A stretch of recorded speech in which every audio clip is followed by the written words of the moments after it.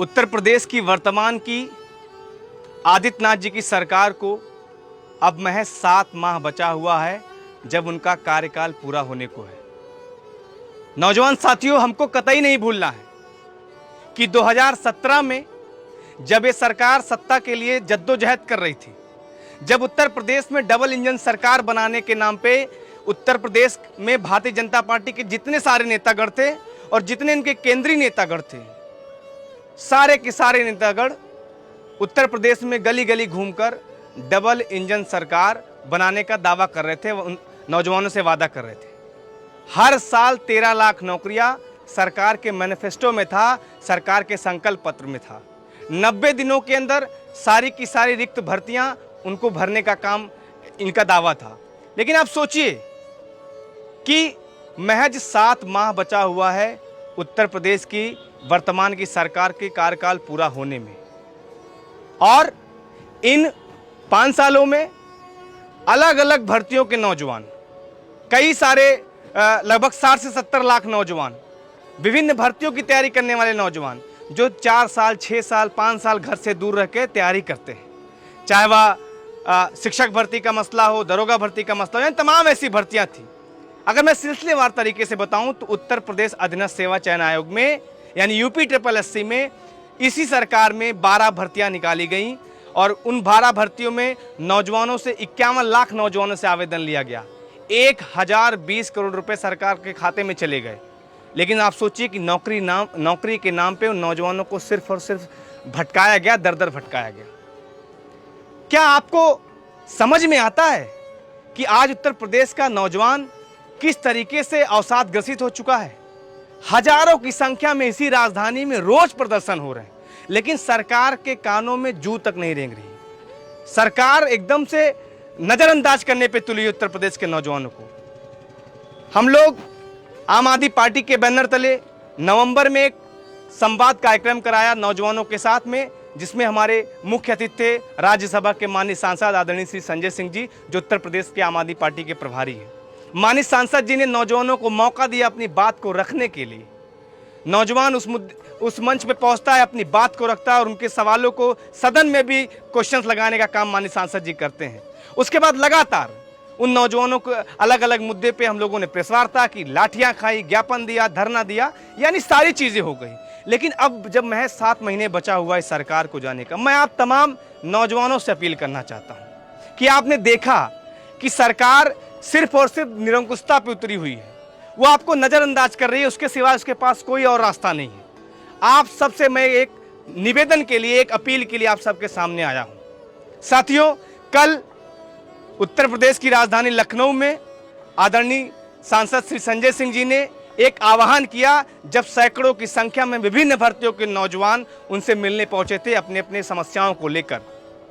और कौन कौन से नौजवान मिलने पहुंचे थे, किन किन भर्ती के नौजवान पहुंचे थे, मैं आपको बताता हूं। लोअर PCS 2019 के नौजवान, ग्राम पंचायत अधिकारी जो वीडियो की भर्ती आई 2018 में उनके नौजवान, शिक्षक भर्ती जो आई थी 68,500 2018 में उसके नौजवान, शिक्षक भर्ती जो 69,000 की आई थी 2019 में, जिसमें आरक्षण का मसला है, जिसमें ऐड ऑन करने के लिए 22,000 सीटों पे, उसके नौजवान, सहायक उप निरीक्षक लिपिक 2016 के नौजवान, मंडी परिषद 2018 के नौजवान, DLED BEd BTC के नौजवान, शिक्षा मित्र अनुदेशक के नौजवान, जूनियर इंजीनियर जो 2 भर्ती आई 2016 में, फिर 2018 में, और जिसमें आयोग भूल जाता है कि इनकी परीक्षा भी करानी है, उसके नौजवान, सिपाही PSC भर्ती जो 41,520 आई थी और 49,568 आई थी, उसके नौजवान, सहायक लेखाकार कोषागार 2015 के नौजवान, आबकारी सिपाही 2016 के नौजवान, दरोगा भर्ती 2016 के नौजवान, और जो तमाम नई भर्तियों के नौजवान संघर्ष कर रहा है,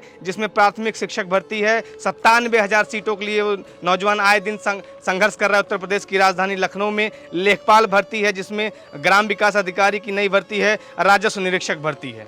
तो साथियों, इन तमाम भर्तियों को लेकर जब कल उत्तर प्रदेश की राजधानी में आम आदमी पार्टी के प्रदेश कार्यालय में जो तमाम भर्तियों के नौजवान पहुंचते हैं, अपनी समस्याओं को लेकर पहुंचते हैं, उनकी समस्याओं को सुनने के बाद आम आदमी पार्टी उत्तर प्रदेश के प्रभारी आदरणीय श्री संजय सिंह जी ने यह आह्वान किया, उन नौजवानों से आह्वान किया और आम आदमी पार्टी की छात्र विंग सिवाइसस को निर्देशित किया कि नौजवानों के इन तमाम मसलों को लेकर आपको एक पैदल यात्रा प्रयागराज से निकालकर लखनऊ तक लानी है। हजारों की संख्या में विभिन्न भर्तियों के नौजवान इस पदयात्रा में शामिल होंगे। जी हां, पदयात्रा 1 जुलाई 2021 से प्रयागराज के आजाद पार्क मैदान से सुबह 8 बजे निकलेगी। आप सबको जान के खुशी होगी कि इस पदयात्रा को अभी तक आपके मुद्दे पे लगातार आपकी आवाज को बुलंद कर रहे हैं आदरणीय सांसद संजय सिंह जी इस पदयात्रा को हरी झंडी सुबह 8 बजे 1 जुलाई आजाद पार्क मैदान, आजाद पार्क प्रयागराज में दिखाएंगे। मेरी आप तमाम नौजवान साथियों से गुजारिश है, ये एक ऐतिहासिक पदयात्रा होने जा रही है। आपने धरना दिया, आप लाठियां खाए, आप ज्ञापन दिए, कई बार आप मुख्यमंत्री के यहाँ फरियाद लेकर गए, लेकिन अब सरकार सुनने को तैयार नहीं है। आप सबसे सिर्फ इतना गुजारिश करना चाहता हूं, एक पदयात्रा जिसमें विभिन्न भर्तियों के नौजवान शामिल हो रहे हैं, जिन भर्तियों का मैंने आपके सामने जिक्र किया, आप सभी से सिर्फ अपील करना चाहता हूं कि इस पदयात्रा में जो 1 जुलाई 2021 को प्रयागराज के आजाद पार्क यानी कंपनी गार्डन से निकलने वाली है, सुबह 8 बजे आप सबसे निवेदन है अपनी आवाज को बुलंद करने के लिए। जब महज 7 माह बचा हुआ है इस सरकार को जगाने के लिए, 10 दिन की ये पदयात्रा है, आप सबसे निवेदन है एक एक कदम आपका चला हुआ एक एक कदम इस सरकार के मंसूबे को नेस्तनाबूद करने का काम करेगा। आपकी जो समस्याएं हैं, जो अधिकार आपका मारा जा रहा है, इस सरकार को घेरने का काम करेगा। मेरे नौजवान साथियों, महज 10 दिन की बात है। पदयात्रा 1 जुलाई से शुरू होगी। 10 किलोमीटर चलने के बाद दोपहर में हम लोग का एक पड़ाव होगा, 2-3 घंटे का विश्राम होगा, जहां पे हम लोग खाना खाएंगे, रुकेंगे, फिर शाम को 10 किलोमीटर चलेंगे, फिर रात्रि में हमारा विश्राम होगा। यानी पर डे मात्र 20 किलोमीटर हम लोग चलेंगे।